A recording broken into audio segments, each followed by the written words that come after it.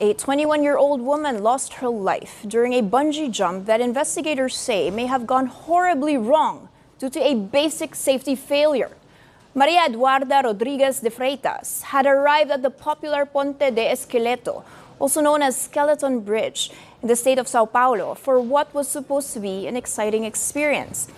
Instead, the incident has left the country shocked and raised major questions about safety standards at adventure tourism attractions. Limeira, Sao Paulo, June 13th.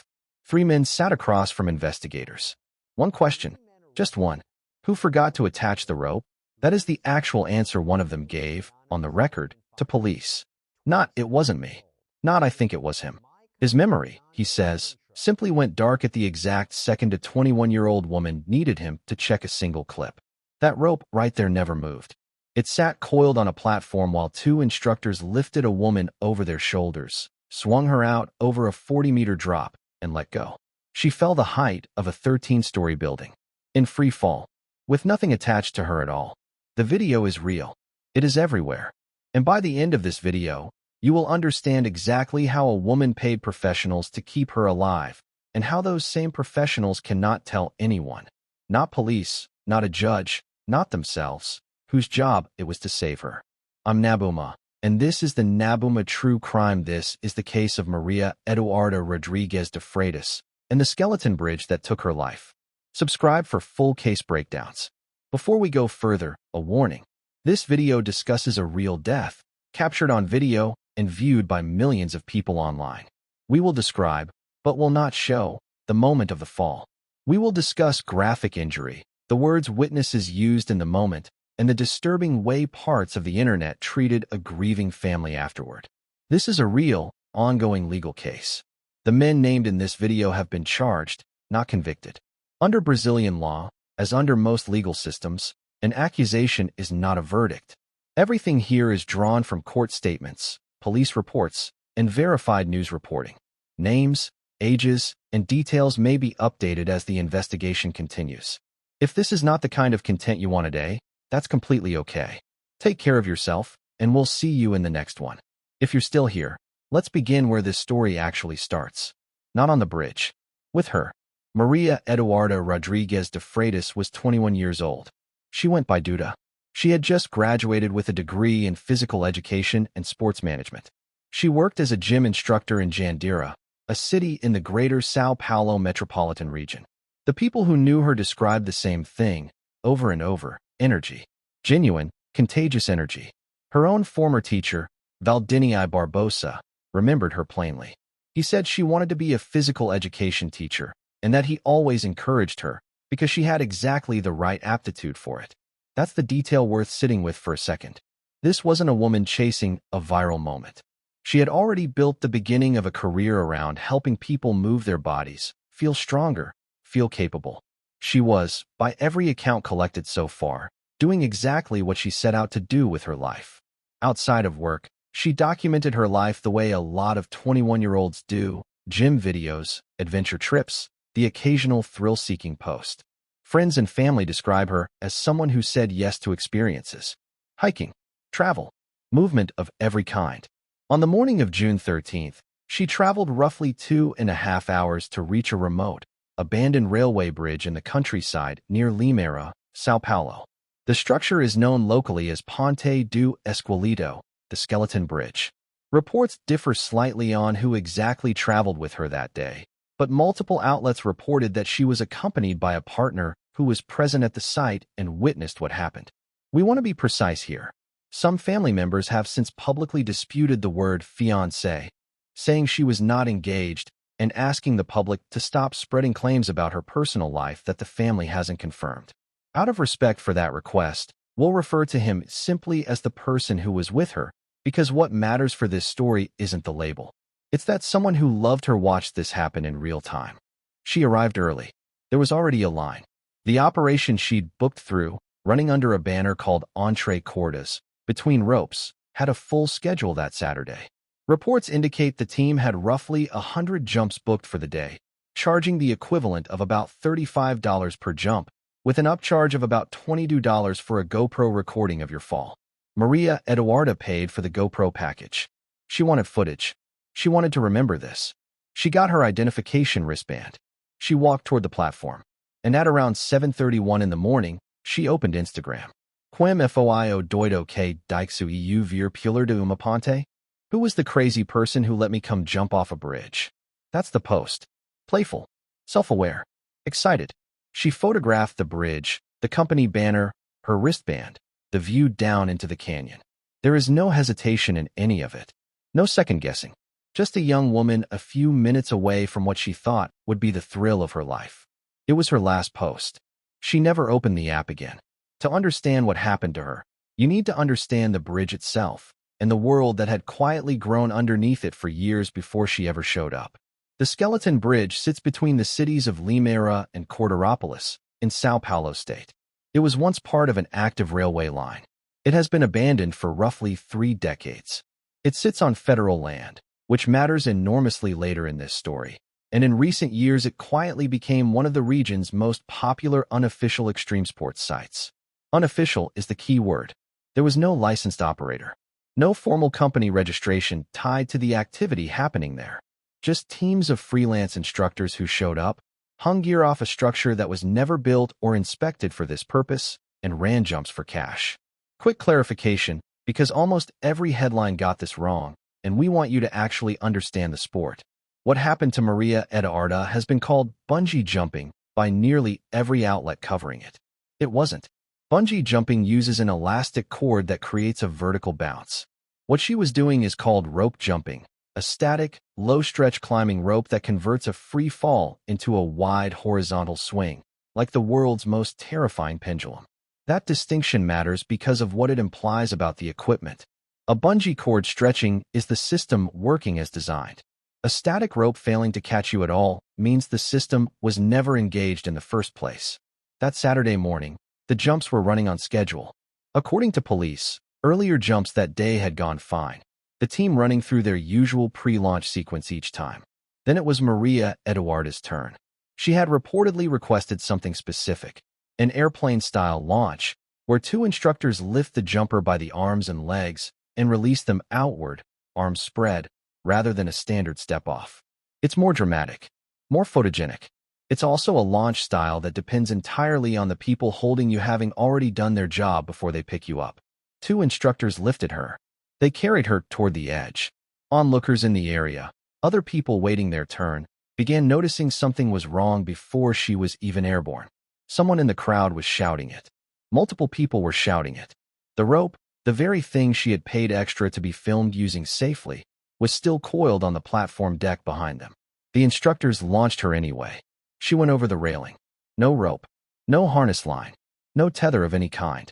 A free fall, fully unsecured, from approximately 130 feet, the equivalent of a 40-meter drop, roughly the height of a 13-story building. She hit the ravine floor. Here is something almost unbearable to include, but it matters, and we're including it because the people closest to this moment chose to make it public. She did not die instantly. Maria Eduarda survived the initial impact. An off-duty nurse named Reza Diaz happened to be at the site and ran down into the ravine to reach her. Diaz later said she found Maria Eduarda alive, with a weak pulse.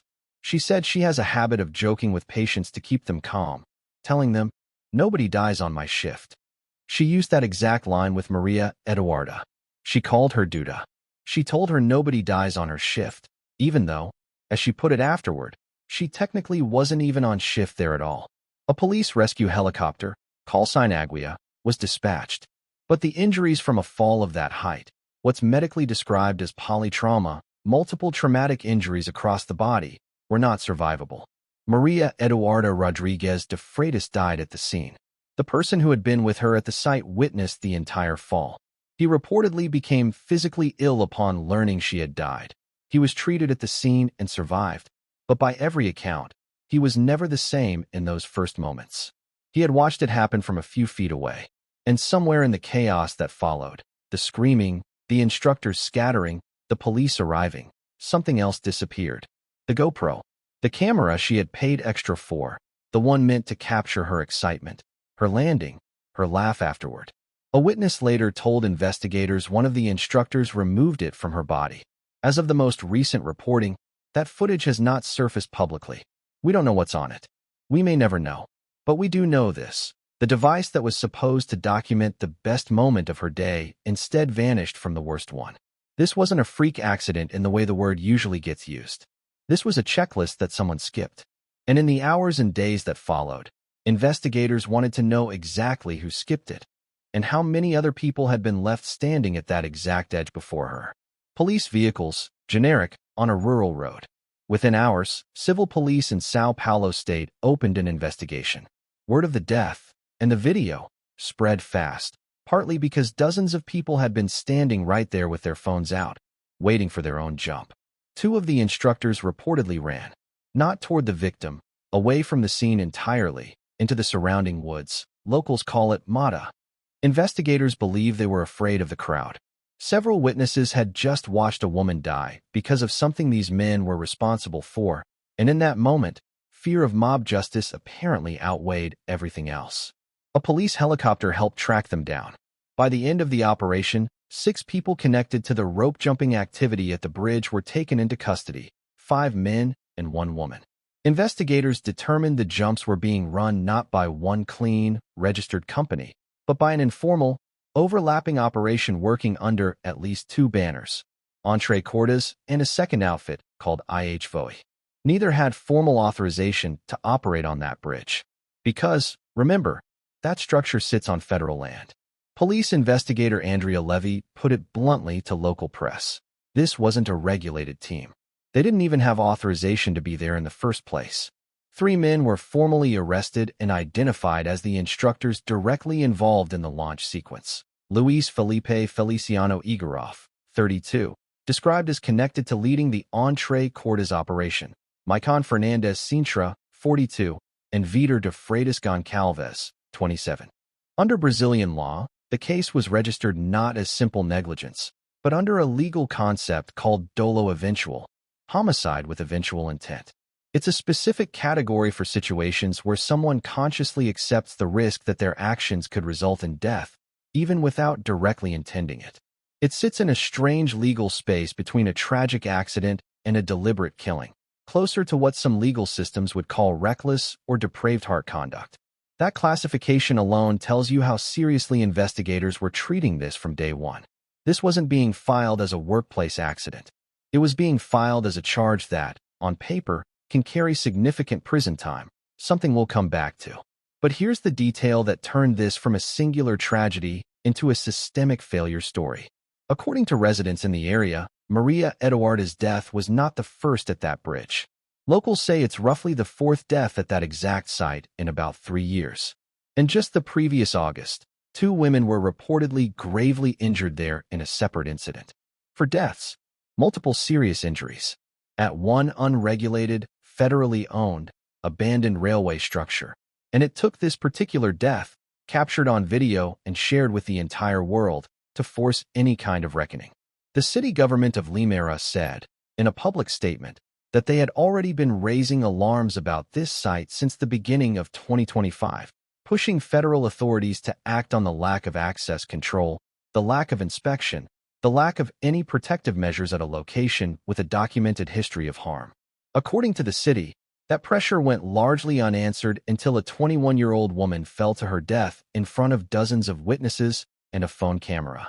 The city has since announced it will pursue legal action against the federal government itself, arguing that responsibility for inspecting, maintaining, and controlling access to that bridge lies exclusively with federal authorities, who allegedly failed to act for years despite known, repeated risk. So now you have 3 instructors facing homicide charges, a federal government facing a lawsuit, and a community that had been quietly burying this exact outcome for years before it ever made international headlines. And when investigators finally sat the 3 accused men down in an interrogation room, what came out of those conversations was, somehow, even harder to watch than the video itself. This is the part of the case that broke through online in a way almost nobody expected. Footage and reporting from the interrogations of the 3 accused instructors became public, and the core exchange is almost impossible to process. Luis Felipe Feliciano Igoroff, the 32-year-old connected to leading the operation, acknowledged something significant under questioning. that he and Maicon Fernandez Sintra shared responsibility for rigging the safety line that day. Shared responsibility. Two specific men, by his own account, were supposed to make sure that rope was attached. And then, when asked the only question that actually mattered, what happened, who checked, who didn't, his answer was that his memory simply went dark at that exact moment. Investigator Andrea Levy summarized the entire interrogation phase in one devastating line to reporters. None of the three could say, with any certainty, whether they forgot to attach the rope, who was supposed to be responsible for it, or who was supposed to check it before launch. The only fact they could all agree on, the only fact anyone could agree on, was that the rope was never attached to her. Sit with that for a second.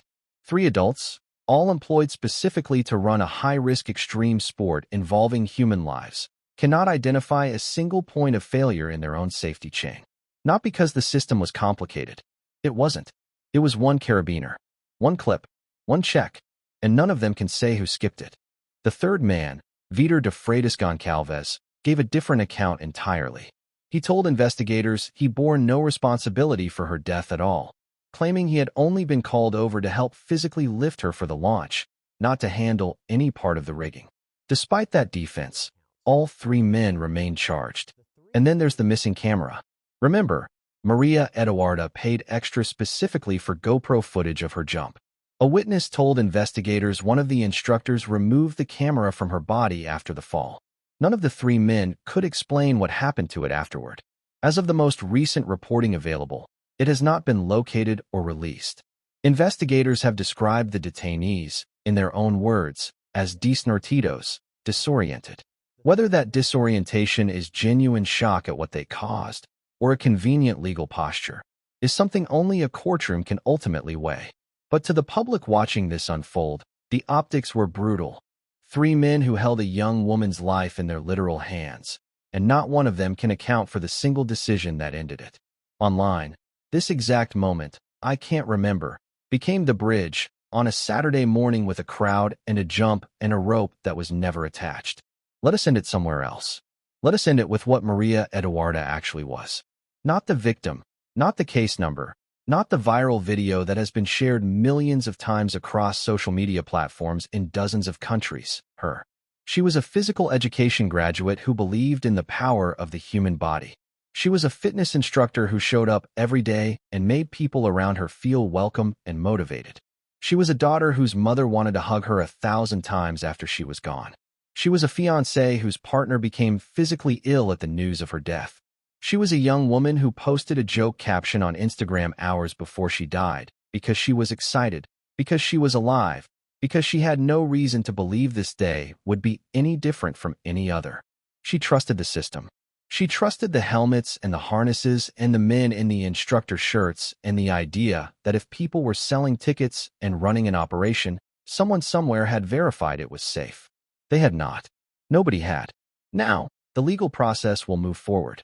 3 men face charges that carry up to 20 years in prison, though as we have discussed, the actual outcome may look very different from that. The city of La Mera is pursuing legal action against the federal government. The 2 companies involved have gone silent, their social media accounts deleted, the bridge still stands, presumably still accessible, presumably still dangerous. And Maria Eduarda's family is living with the aftermath, not just of her death, but of the way the internet has treated it.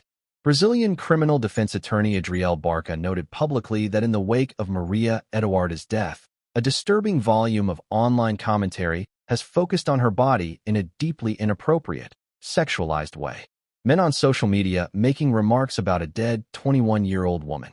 Her family, already shattered, has had to witness that, too.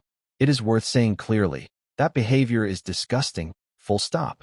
And it is part of a broader problem, the way the internet consumes tragedies and the people at the center of them. Maria Eduarda was a person, not content. So where does this leave us?